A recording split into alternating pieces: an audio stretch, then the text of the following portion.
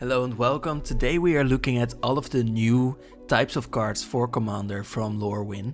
And we are not only looking at really new concepts today, we are looking at some upgrades as well. Because there are actually only 3 real new cards like Rhys, the Evermore. But there are many cards that are definite upgrades for certain types of commanders. So we will going by them in order of color, so starting with white, blue, so Wooburg basically. Starting with Rhys the Evermore. Rhys is a new thing because he says remove any number of counters from target creature you control. And that means that you can remove any -1 counters from them. So in a way he's a bit of a weird commander, maybe even, where you can play around persist like he does, or maybe play around some other types of counters that you want to remove from your creatures. And many creatures from Lorwyn as well work with putting new counters on themselves in order to have some other strong effect. So Rhys also is a way to protect another creature, because when Rhys enters, another target creature you control gains persist, meaning they return with a number of -1 counters on them. You can then also bounce Rhys and give a creature persist again, and then use Rhys himself to remove that -1 counter from that creature so that it can return to the battlefield once more. So there are multiple things that you can do with this, and it's a bit niche but still new. Curious Colossus is also new because it is a new way of board wiping your opponents, which is very strong in Commander. It does cost 7 mana, so that is a lot, so you need a way to put the Curious Colossus onto the battlefield. But then it says when it enters, each creature target opponent controls loses all abilities, becomes a coward, and then has base power and toughness 1/1. So all of your opponent's creatures become 1/1s without abilities, and that means that their commanders might be useless for the count until they can sacrifice it or something to get it back again. So very good board wipe that might be even better than a usual board wipe. And last really new mechanic or card is Mornsong Aria, which is a 3 mana legendary enchantment that says that players can't draw cards or gain life. Mostly the inability to draw any cards for your opponents will be very strong. Of course, you can draw cards either, so what gives? At the beginning of each player's draw step, that player loses 3 life, searches their library for a card and puts that card into their hand, then shuffles. So every player can just find the card they need, put it into their hands, and then shuffles. The thing is, your opponents get to draw their cards first if you don't put this onto the battlefield at instant speed or something. So this will be a bit weak if you get your opponents to do whatever they want, maybe even just remove the Mornsong Aria and then go on with your life.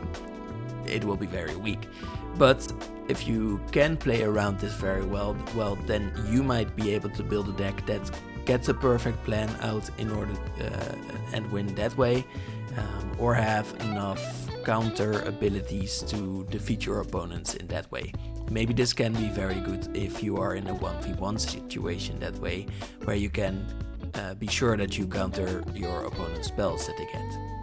So it will be interesting to see if this really kicks off like that, but the fact that you can sort of command the way the game goes is always very strong if you can play around it.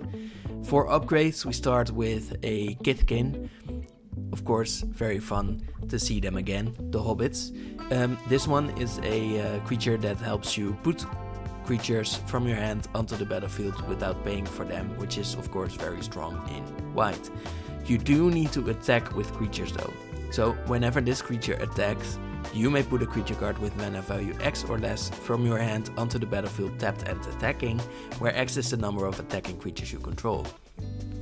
If you have enough creatures attacking with the Sentry, you will be able to put a creature onto the battlefield, and this can be very strong in white because you don't have much ramp there. Slumbering Walker is also very good because it can return multiple creatures. from the graveyard to the battlefield. This one is a 4/7 that enters with 2 -1 counters on it, so entering as a 2/5 at first, and then at the beginning of your end step you may remove one of those, or remove a counter from this creature, and when you do, you return target creature card with power 2 or less from your graveyard to the battlefield. Now thing is, it doesn't have to be a -1 counter that you are removing from this creature. You could also just say, remove a +1 counter later, or another type of counter from this creature, to return another creature card from the graveyard to the battlefield. And white is very good with that power 2 or less archetype that is being constructed around the color and will become stronger in the future, I feel like. So you can definitely think about this power 2 or less thing becoming stronger for white and its friends. Adept Watershaper is a very interesting thing because it is an upgrade of something, but it wasn't strong in the past. So 10th District Hero, it was basically the same, which, well, in a very different way, because it also gives indestructible to your creatures. 10th District Hero though needed you to pay 2 mana, then collect Evidence 2, meaning you needed to exile some cards from your graveyard. It would be upgraded into a 4/4, and then you needed to pay another 3 mana to collect Evidence 4 again, so it would eventually cost you 7 mana, which is of course very expensive. It is very hard to do because you need to have those cards into your graveyards, and then you will give all of your other creatures indestructible. Adept Watershaper is for just 3 mana this effect, but only works on tapped creatures you control. Now the fun thing is, and definitely this works often with Merfolk, that you can tap your creatures to give them indestructible. So in this way, if you work around it, it will be very good. Winnowing is a new kind of board wipe. It is a 6 mana board wipe, so it is very expensive because usually these cost 5, or the good ones cost 4, so 6 mana is a lot, but you can convoke this out, meaning your creatures can tap to pay for 1 mana per tapped creature, or they could pay for 1 white mana if you need them to, if they are white themselves. So then for each player you choose a creature that player controls, and then each player sacrifices all other creatures they control that don't share a creature type with the chosen creature they control. So meaning, if you are in a typo deck, you will be very good with this sorcery. This board wipe will mean that you only, well, basically don't get to sacrifice any other creature, and your opponents will need to sacrifice most of theirs, if they are not typo as well. So I think this will be very good, definitely if you are in a go white typo strategy. Kinbinding, also for going white, says creatures you control get extra power and toughness for every creature that entered the battlefield under your control this turn. It also will give you at least one 1/1 creature that will enter at the beginning of combat. So that means that you at least get a +1/+1, but you can of course make this into a plus anything you want. Onto blue, we have a duck, and Sunderflock, the duck, is a 9 mana sort of board wipe, which is definitely not good yet. But again, this one will be cheaper if you do something.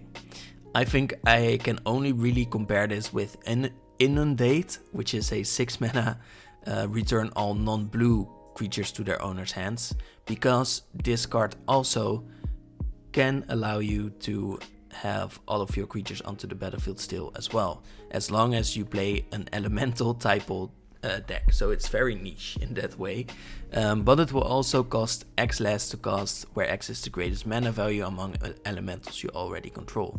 So make sure you have a big elemental out, this will be cheaper, and then your opponents will not have creatures while you do, and it will be a finisher for elemental strategies. Glen Elendra Guardian is a way to counter multiple creatures from your opponents, and this can often be very good. It is also in a color that sometimes works very well with +1 counter strategies, meaning the ability will be easier to play multiple times. So what happens? Glen Elendra Guardian is 3 mana for a flash creature, so you could do this instant speed, and for 5 mana play a 3/4 that you can also remove that you can also counter a non-creature spell with, but you can do this multiple times, so that is, I think, the strong part about this.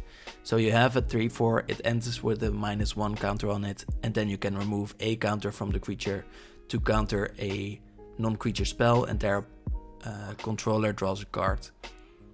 This does mean that you do return a card to them, but you can be sure to counter anything that is harmful to you and not counter anything that is not harmful to you. So you can definitely do some politicking with this.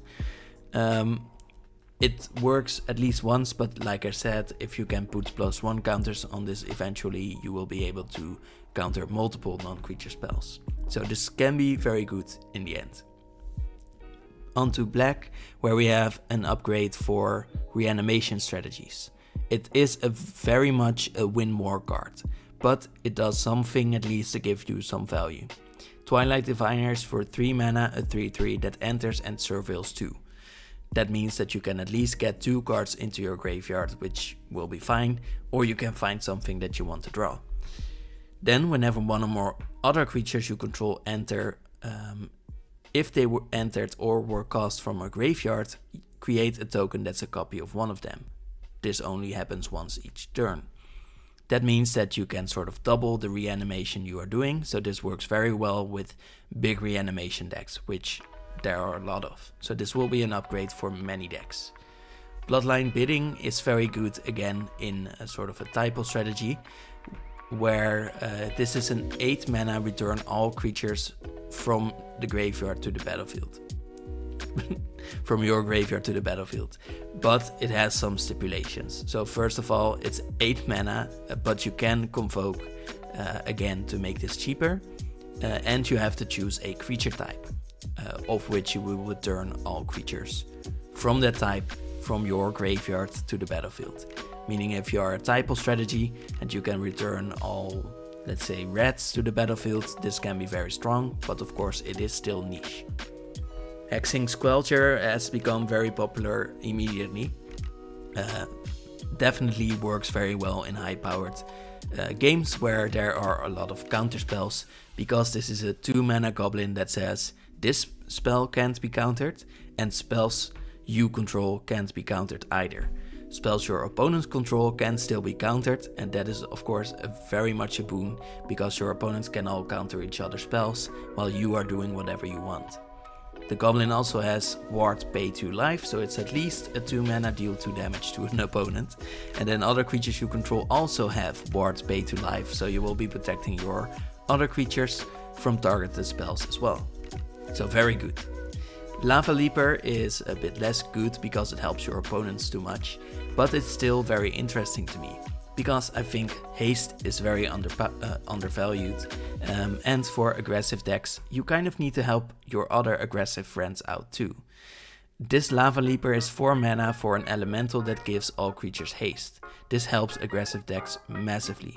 But there's another thing that you need to work well with, which is whenever a player taps a basic land for mana, that player adds 1 mana of any type that land produced. Meaning, you sort of double the amount of mana that is made by each player. These effects are often very dangerous because your opponents get to use a bunch of mana before you do. So this definitely works in some sort of green-red deck, where you have a bunch of lands already, maybe more than your opponents, and you will be storming off before your opponents do. But it also will just help to create a massive amount of chaos, and if you can do this, help your friends defeat the arch enemy or something like that, you can definitely use this to your advantage, but be wise about it. The Scuzzback Scrounger, I just like the name. It also has a cool ability that works very well with red, because red of course isn't very good at ramping on its own. At the beginning of your first main phase, you may blight 1, meaning you put a -1 counter on a creature you control, and if you do, you create a treasure. Now red's way of ramping has quickly become make treasure tokens, and of course this is always temporary, but it is still ramp in a way. I count it as such because red really needs it anyways. So I think this helps. Ramping each turn is of course very strong. It is temporary, but if you do it every turn, it's basically not temporary anymore. Champion of the Path also just works in elemental decks. I think elemental decks have been bumped up in power level. Champion of the Path allows you to, whenever another elemental you control enters, it allows you to have that creature deal damage equal to its power to each opponent. So this can very quickly allow you to finish the game in an elemental deck. It does say as an additional cost to cast the spell you have to behold an elemental and you have to exile it. Now this seems really bad because it is a sort of 2-for-1 against yourself, but then when the Champion of the Path leaves the battlefield, you return the exiled card to your hand. Meaning you do not really lose value, but you can't immediately play that other elemental. So it is a bit of a drawback, I would say, mostly, but still a very strong card, and it is a finisher. I think the best one of this cycle, to me. Soul Immolation is the next one, and it is a board wipe again. But this one I think is very, very great and could fit into any deck. It does need you to have some big creatures though. So Soul Immolation is a 5-mana board wipe. That is exactly on par of what you would expect for a board wipe. But this one works only on your opponents, basically. Thing is, as an additional cost to cast the spell, you blight X, meaning you put X -1 counters on a creature you control. And then X can't be greater than the greatest toughness among creatures you control. Beautiful thing is, you can have a creature, for example, with 6 toughness, and then you make sure that you put the 6 -1 counters on a 1/1, for example, and that is perfectly fine. The 1/1 will die, but then you will deal X damage, so 6 damage in this example, to each opponent and each creature they control. Meaning you basically board wipe your opponents and you are left with your 6 something. Formidable Speaker is also very good. It's 3 mana to look through your library to find any creature you need. So it is a tutor, and then it is something else on top of that. It is when this creature enters you may discard a card, so you do need to do that, but then you can search for that creature, and then you have a creature, 2/4, that can for 1 mana tap to untap another target permanent. This is shown to already be very strong, so it might even make you a combo with itself, meaning this can be a 1-card combo. Sapling Nursery is 8 mana, which sounds like impossible, but again it has that sweet cost reduction. This time it has affinity for forests. The spell costs 1 less for each forest you control.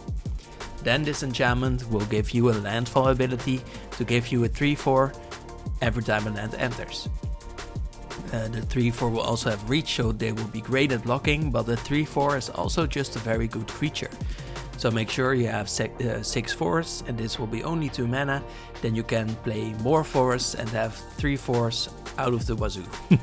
Then for 2 mana you can also exile this enchantment to give all your tree folk and forests indestructible, so this works very well with the deck that also wants to animate their forests.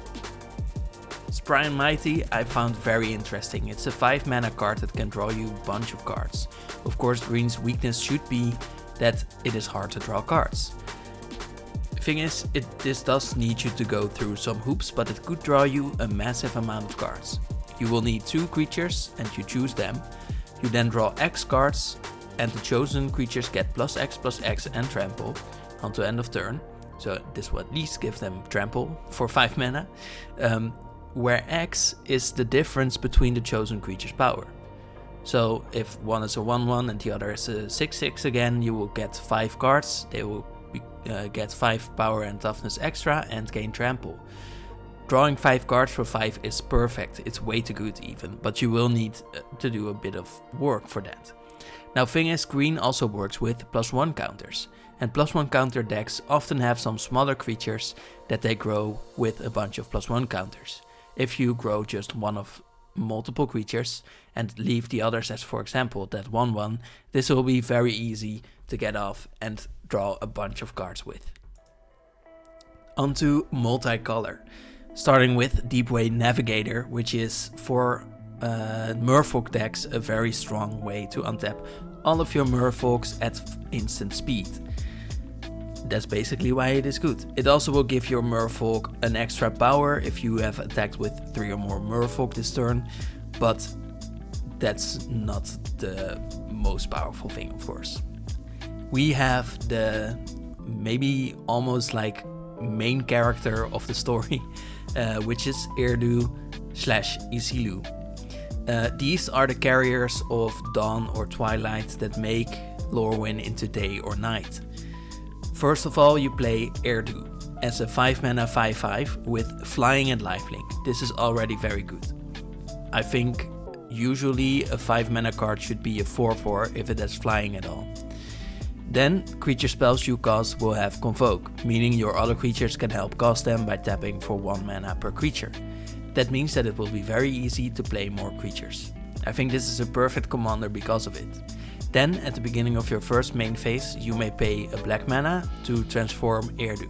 So this will be an Orzhov commander if you play it that way, and otherwise this is just very good to play in many Orzhov colored decks. It will turn into exactly the same stat line and flying and lifelink as well, even though it looks like Isilu doesn't really fly, but okay. Then it will give each of your other non-token creatures persist. So this is a commander, if you play it that way, that wants to work with playing many or some big creatures, and then you will be able to give them persist so that they can stay around. Of course, you can then play around with removing those +1 or -1 counters, or giving them +1 counters to remove the -1 counters so that they can keep coming back. Then of course, if you have Isilu out, you can again pay a white mana to transform him back into Eirdu if you need that Convoke ability again this turn. So I think this makes it very flexible. Ashling's command is one of another cycle, but I think the only one that is really good in general. The other ones are good in their creature type. So for example, we have goblins or something like that.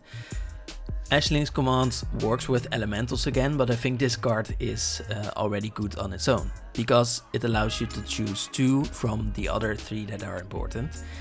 The first one isn't too important. It is create a token of target elemental you control. This will be good in elemental decks again, but not needed usually.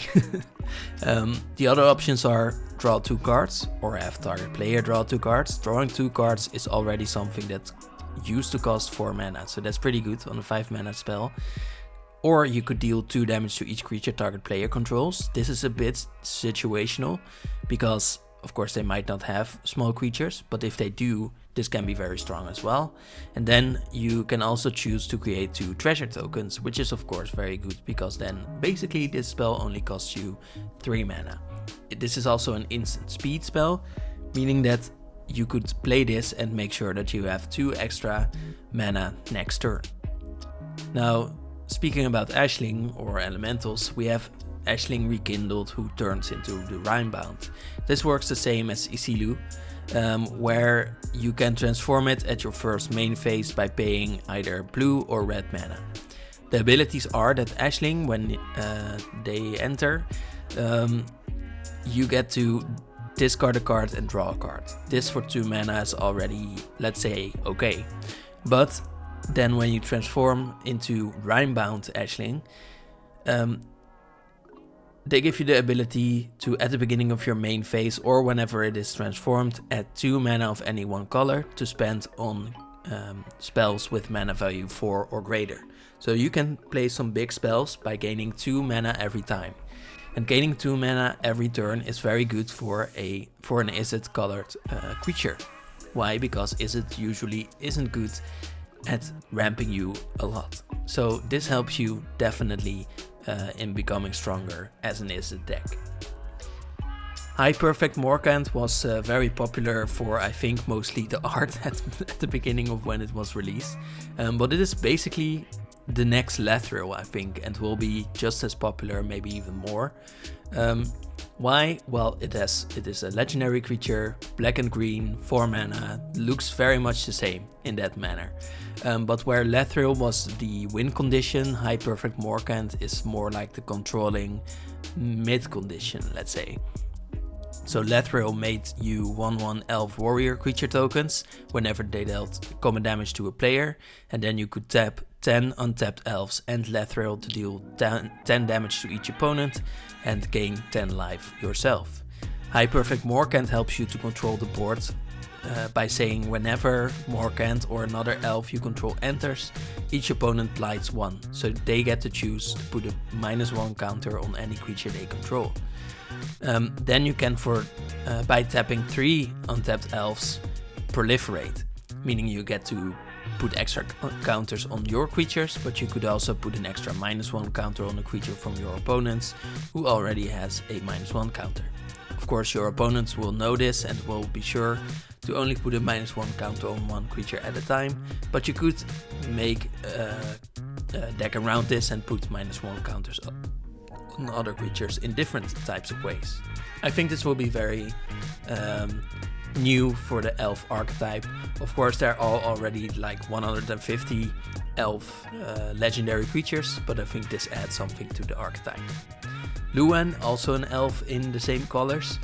Imperfect Naturalist is a spin on Worm Harvest, which was a 5 mana sorcery that could create you a 1/1 worm for each land card in your graveyard, and then you could retrace this from your graveyard by discarding a land.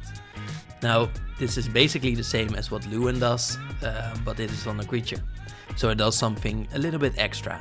So you play Lorwyn for 2 mana, it enters, mills you 4 cards, and then you may put a creature or land card from the milled cards on top of your library.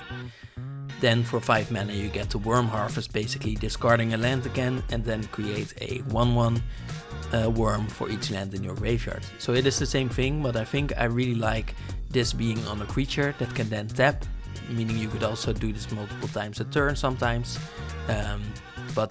Yeah, it really works in that way, I think pretty good. And because it is on a legendary creature, I think you could use those many 1/1s as a great way to defeat your opponents. Bre of Clan Stoutarm, I think is really beautiful for what it adds to Boros. Boros is of course a color combination that is all about attacking and having many creatures, but also slightly stronger creatures, so it isn't really all about going wide. So it is a bit of a weird color combination, definitely in Commander, and it needed a little bit more of value without taking it out of that identity. Now, Bre, let's say, of Clan Stoutarm has a 2 mana ability to tap, and then another target creature will gain flying and lifelink. This is of course already pretty good if you put that on a pretty strong creature, because you will be able to swing for damage easily getting in, and then you will also gain some life back. Then at the beginning of your end step, if you gained life this turn, you exile cards from the top of your library until you exile a non-land card. You may cast that card without paying its mana cost if the spell's mana value is less than or equal to the amount of life you've gained this turn, turning this into a lifelink deck that would at least draw you a card basically, because otherwise you put it into your hand. So not even just a card, but also a non-land card, meaning you at least get to find something that you can then play again. So I think I really like this because it adds a little bit of value. It is just drawing you 1 card, but this could also, if you are in a dedicated lifelink deck, or just have some big creatures that you can use with the 2 mana ability, it could help you put a card onto the battlefield, which again helps you with that ramp that you don't have in this color combination. It is also just a cute card that feeds a few sheep that she might throw. Carol, also Boros, is also a little bit interesting because it is a Strionic Resonator on a creature. This one is a 3 mana vampire cleric that can help you by you tapping 2 untapped creatures you control, and then you can copy target triggered ability you control. You may choose new targets for the copy, just like the Strionic Resonator did. And Strionic Resonator was already in many combos. I think Carol will be just the same. Problem is, it is just in Boros, so it is a little bit limited as to what it can do. Raiding Schemes I think is fun because it's Ward coming back.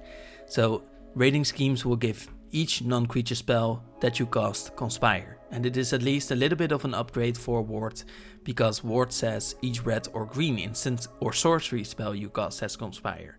In this case it will be non-creature spells, so it will also work on enchantments, for example. I think it is fun that they got anti-ward to get back by not making them survive necessarily, so they don't need a weird story for them to still be alive. Instead, they just said keep enemies close and elves closer, which is a tail of anti-ward. So it is also very much a flavor win by using the same ability of her. Tam is, I think, it's the second student we had, right, from the group. It's a 2-mana 2/2 that gives each other creature hexproof from each of its colors. So this will already help you protect all of your creatures from some colors. But then you can also tap Tam to give another target creature you control all colors. So that means it will gain hexproof from every color. So I think this is very good because you can at least protect a creature a turn, and otherwise you could at least give them some protection against some colors. Moralen, Fae Ascendant, is 3 colors, so I think the only one that has 3. It is black, green and blue for Sultai to play a flying 4/5. So already a good stat line, of course, but then again you also need to have something else if you want this to be your commander. Moralen works with elves, fairies or both, and says whenever Moralen or another elf or fairy you control enters, you exile the top 2 cards of target opponent's library. This is of course nothing new, but I think it is nice that this works with elves or fairies. Then once each turn you may cast a spell with mana value less than or equal to the number of elves and fairies you control from among cards exiled without paying its mana cost. Exiled with Moralen, this turn without paying its mana cost. So you have to exile them this turn, and you do have to have enough elves and fairies out of the battlefield to play it without paying its mana cost. You also can't play any of the other spells, so you do need to be sure that you can find a very strong spell that you can actually cast and play enough creatures. So there's a lot of things that you need to do, and then you get to steal 1 spell each turn. So that isn't the strongest, you would say, but I think it is just fun that it works with 2 creature types, and Moralen is a very flavorful commander in this way. Doran is back to upgrade the Toughness Matters decks. This new Doran, Besieged by Time, is a 4-mana 3-folk instead of 3 mana that gives each creature spell you cast with toughness greater than its power a discount of 1 mana. Then whenever a creature you control attacks or blocks, it gets extra power and toughness equal to the difference between its power and toughness. Weird thing is that also works with creatures that have a very high amount of power. But of course, I think it is fun that you get to gain a lot of strength, power by having enough toughness. For example, if Doran himself would attack, that means it would become a 5/5, which is of course, or a 5/10 even, because it also gets the toughness. So it will be very strong in attacking. I think that feels like it works better than Doran, although it will give you 5 power, and Doran also gave it the ability to deal 5 damage. But I think it is better because you also get the toughness, and this also gives your creatures a little bit of a cost reduction, making them easier to cast. Mirrormind Crown is very interesting to me too, because it allows you to create a weird amount of tokens that might be very strong. It's 4 mana and then 2 mana to equip it, but then as long as the equipment is attached to a creature, the first time you would create 1 or more tokens each turn, you may instead create that many tokens that are copies of equipped creatures. So you could make a bunch of tokens that are copied from a very strong creature, and that just seems like a very fun ceiling. And then, last but not least, Chronicle of Victory, which is a 6 mana legendary artifact that allows you to choose a creature type. So it is very much, or it already feels like Vanquisher's banner, because it did the same. But then instead of giving them +1/+1, it gives them +2/+2 first strike and trample. of course making them very good in defensive and offensive manners. And then whenever you cast a spell of the chosen type, you draw a card, which is again the same as Vanquisher's Banner. So it is a bit different. Vanquisher's Banner was played in very many typal decks. I am not sure about Chronicle of Victory because it is 1 mana more and the difference between 5 and 6 is bigger than you think. But it does give an extra power and toughness, and it does give First Strike, which I think is the most important part. And of course, Trample will help you finish games. That was it. I think that there are many cards that especially help typal decks, but there are some fun new things as well, mostly upgrades, but also some interesting new ways to think about decks. So many things to build still, and I want to thank you for watching. Have a nice day. Bye.